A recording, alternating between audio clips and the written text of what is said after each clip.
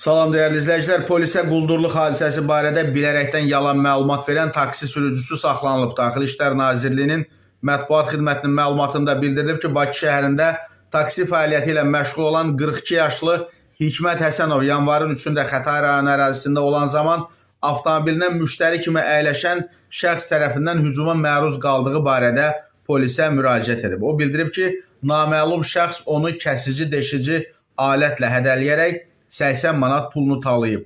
Xətai rayon polis idarəsinin 36-cı polis şöbəsinin əməkdaşlarının həyata keçirdikləri tədbirlərlə Həsənovun polisə bilə-bilə yalan məlumat verdiyi müəyyən olunub. O, müştərinin onun pulunu vermədiyi üçün polisə bilərəkdən quldurluq hadisəsi ilə üzləşdiyi barədə yalan məlumat verdiyini etiraf edib. Həsənov polis əməkdaşları tərəfindən saxlanılıb və barəsində cinayət işi başlanılıb. Faktla bağlı istintaq araşdırmaları davam etdirilir.